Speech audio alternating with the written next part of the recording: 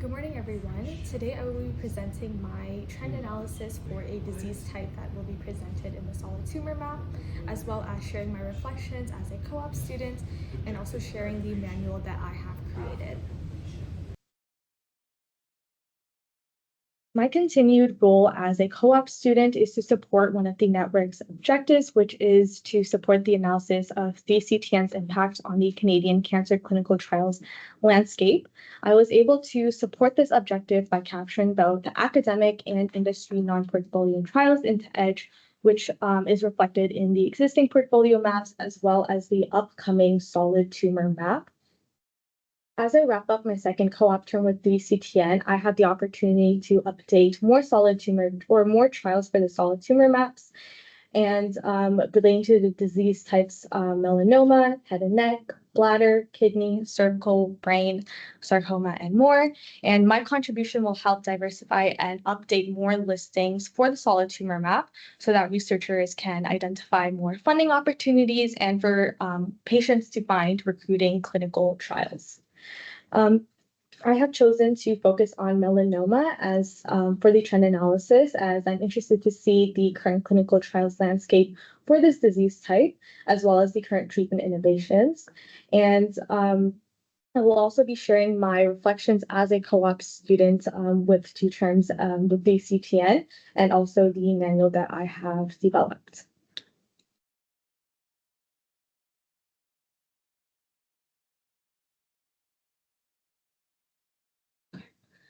So the statuses of the trials that were analyzed were open to recruitment, close to recruitment, and completed. So altogether, there were 114 trials that were analyzed, 39 being academic and 75 being commercial.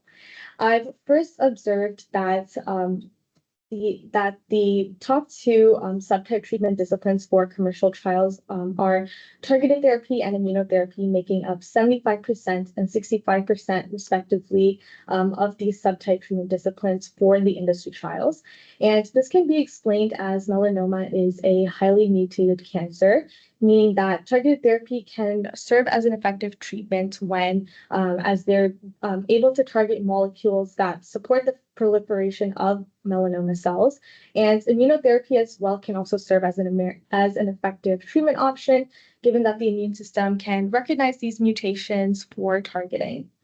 Academic trials as well, 41% of the subtype of treatment disciplines is immunotherapy, and then 38% belong in like the supportive care clinical interventions that aim to improve the quality of life for cancer patients. For example, rehabilitation, supplements, psychoactive drugs, and more. As noted in this figure, academic trials, they have more variety in the clinical interventions that they deliver, whereas commercial trials are seen to be more concentrated in immunotherapy and targeted therapy. I've also decided to analyze the trial categories of special interest between academic and industry melanoma trials. And as noted, academic trials are leading in patient management, rare cancer setting, and lifestyle interventions trials. And from a patient and public perspective, patients would be more inclined into enrolling in academic trials as the variety of trials that they offer include patients through all phases of their cancer journey. So from their initial diagnosis all the way to remission. And they also consider and there are also academic clinical trials that focus on the side effects and the adverse effects that patients experience from the cancer or treatment itself. For example, pembrolizumab, which is an existing immune checkpoint inhibitor, has its fair share of side effects such as rashes and fatigue. And there is an Ottawa Hospital Research Institute sponsored trial that uses modafinil to manage this cancer-related fatigue. So that's an example of how academic clinical trials consider patients from all perspectives. And also, as noted, industry trials are dominating the precision medicine and novel therapy trials, as they're focused on accelerating drug development. From a patient and public perspective as well, patients may feel more inclined to enrolling in industry trials, if they're looking for novel treatments, if they've exhausted all existing treatment options, or for advanced cancer patients that are looking for the next breakthrough drug that may be able to transform outcomes. Academic trials, on the other hand, just to go back to that, they're also focusing on precision medicine and novel therapy as well. And I believe this figure reinforces what we already know about the differences between academic and industry trials, and also demonstrates the impact that they're making on the clinical trial landscape. And as in the past years, treatment for melanoma has evolved significantly, and I just wanted to highlight a few innovations that I found interesting. The first being the recently FDA-approved Vithusha. I don't know how to pronounce it, but it was FDA approved back in February 2024, and it also became the first tumor-infiltrating lymphocyte therapy, otherwise known as TIL therapy, approved for metastatic or unresectable melanoma. There are also other conditions as well, as the patients must have had prior anti-PD-1 inhibitor therapy. And for patients with the BRAF mutation, must have had prior BRAF inhibitor therapy with or without the MEK inhibitor. And how TIL therapy works is basically extracting the T cells from a patient's tumor and then expanding them ex vivo. And then as the T cells are expanded ex vivo, they're injected back into the patient in order to carry out effective immune responses. And another development that I would also like to highlight is strengthening the gut microbiome for patients that are not responding to immunotherapy. So the gut microbiome is the ecosystem in the intestines where microorganisms maintain vital functions such as digestion, immune responses, metabolism, and more. And fecal microbiota transplantation, otherwise known as FMT, is being currently studied in clinical trials for refractory melanoma patients, specifically to immunotherapy. There was a phase 1 Canadian multi-center trial that was sponsored by Lawson Health Research Institute that evaluated FMT and immunotherapy for 28 cutaneous melanoma patients that are not responding to immunotherapy. And they've established safety for first-line treatments. And with this, the next step is that Canadian Cancer Society is collaborating with 12 researchers and collaborators in order to initiate a phase 2 randomized control trial where they'll be able to, where they're trying to compare if FMT, or trying to see if FMT and immunotherapy together is more effective in immunotherapy itself for patients that are not responding. And the findings in this research, if there are positive outcomes, will enhance existing standard of care. So more melanoma patients are able to receive existing standard of care. Is this something that's being looked at only in the context of melanoma, or is this in general, is FMT being applied, for other cancers, immunotherapy treatments for other cancers? From the trials or the research that I've conducted for FMT specifically for refractory, for patients not responding to immunotherapy, I've found research regarding just melanoma patients. Only melanoma. Yeah. Okay. And yeah, on to the next slide. So working with 3CTN has been a valuable experience for me as I got to explore a niche part of oncology that is making amazing impacts across Canada. And my learning and takeaways from my co-op term is something that I will take with me as I progress through my academic career, and I just wanted to highlight a few with you today. So first being just learning more about what 3CTN is, how they operate, and the many initiatives that are underway. Through onboarding, I got to learn more about 3CTN and its organization. And I do admit it took me a while to digest just knowing that a small group of individuals is responsible for supporting member cancer sites with their clinical trial activities and fostering collaboration with the sites that I've personally seen during the quarterly comms and then the annual stakeholder meeting as well, which was amazing. And also, I got to learn about the different initiatives that are underway to fulfill 3CTN's mission in increasing patient recruitment and then the efficient delivery of academic cancer clinical trials. So, for example, through the portfolio trials that are managed by the portfolio informatics team, CRAFT, which is to help patients in rural settings being able to access clinical trials that are being conducted at major cancer centers, which are not accessible in that fact. And then also the EDI framework and toolkit in order for researchers to have resources to implement best EDI practices in clinical trial conduct. And additionally, I was able to learn or enhance my knowledge in oncology and explore the various clinical trials that are underway to optimize or that aim to optimize patient care. In the courses that I take at university, I didn't have the opportunity to really explore the different types of cancer in that sense. I was able to learn just the general mechanism of it and key terminology without really knowing the different types, how they differ, and current treatment options. But with my time with VCTN, I was able to explore all realms of oncology from the diagnosis all the way to treatment and palliative care. And lastly, another aspect I was not aware of was the landscape of cancer clinical trials. So prior to my time with VCTN, so I was unaware of the challenges of sustaining academic cancer clinical trials in Canada, as well as their uniqueness compared to industry trials. Academic trials, they contribute significantly towards research by asking various questions that help address the implications of various unique patient populations, and they look at enhancing or optimizing existing standard of care and using minimally invasive techniques in their clinical trials in order to lower treatment burden, ultimately looking at patients from a whole perspective in ensuring that their quality of life is improved, but they also receive the best optimal care. And I've also understood that industry trials, they're more business oriented, where the treatments that they develop is more for profit, and then there's not as equal consideration for the unique patient populations as well. And with this, I was introduced to a network of experts in my co-op term and that are striving to provide the best care for cancer patients. And with this, I took it upon myself to help support the continued student hiring within the coordinating center, so more students receive the same opportunities that I have received. And at the 2024 annual stakeholder meeting, there were many discussions around advancing academic cancer clinical trials.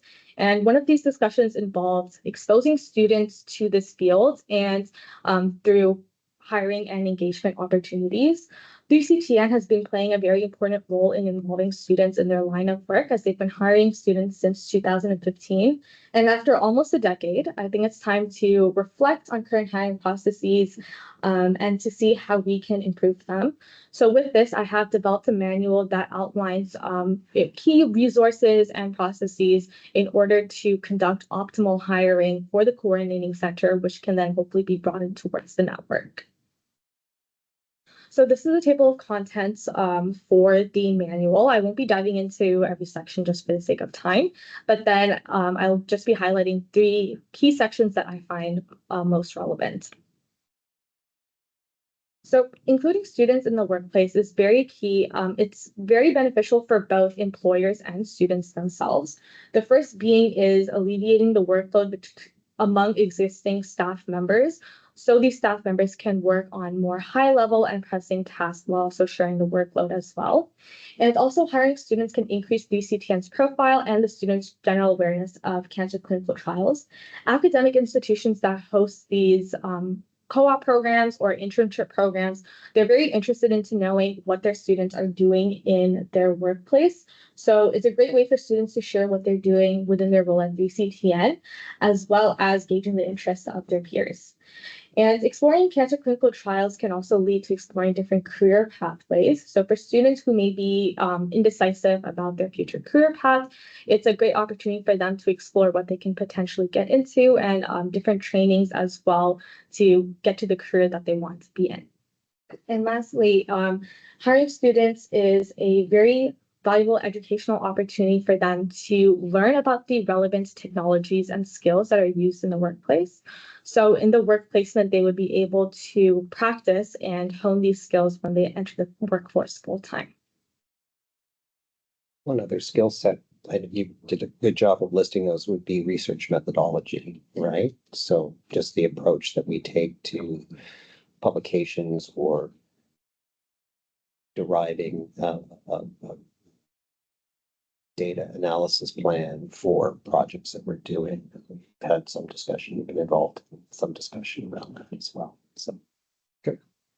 And this timeline also that establishes key deadlines for example, forms or posting job listings and grants, serves importance to engage as many students as possible. So academic institutions, they have their own cycles and deadlines they abide by just to ensure that students have enough chances and time to find a placement. So the recommended months to post the job listing for a student position would be January, June, and October. And this is also to ensure the coordinating center has enough time to find a candidate.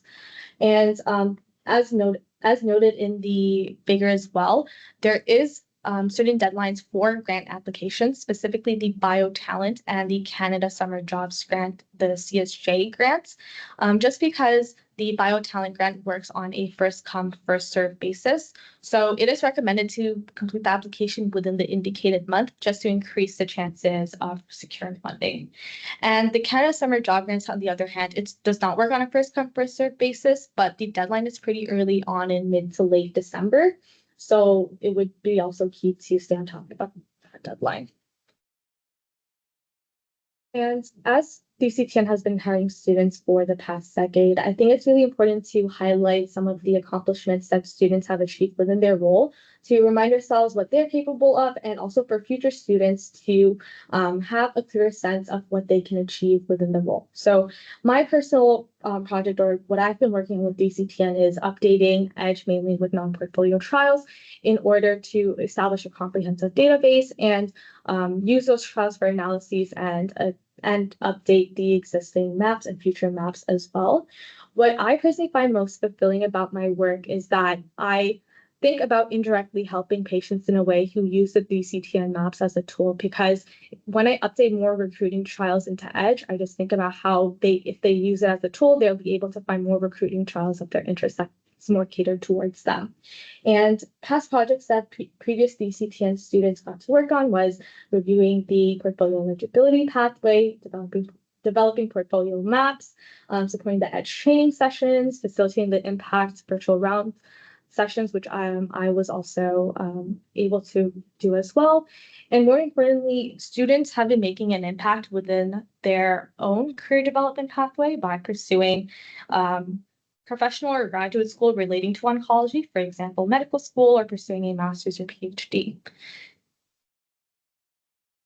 And for next steps for student hiring and engagement, I would recommend reaching out to sites to gauge their interest in what their or what if they're interested in student hiring, and if so, what their barriers and needs are. And then with that, the coordinating center may be able to update the current manual to answer their concerns and address their questions if they're interested as well. And on an unrelated note, for co-pilot analyses, which is not part of this slide, Rebecca and I were able to conduct an analysis for co-pilot versus human impact assessment of non-portfolio trials.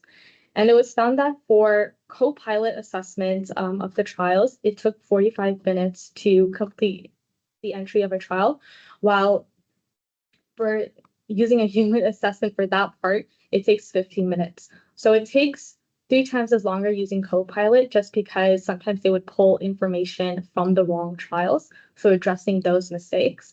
But as Copilot is more revamped to, I think, just pull in information from the right source, and it might be able to improve in the future, as it can be used for certain fields instead of evaluating it for the whole trial, which could take longer. Does your co-pilot duration account for the human time commitment, or is it just the system time?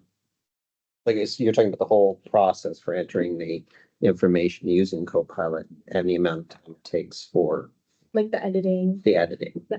Okay, just so I understand. This brings me to the end of my presentation. I would just like to thank the Coordinating Center for providing this opportunity for me to return back to the team and support with projects. And any questions or feedback? Thank you.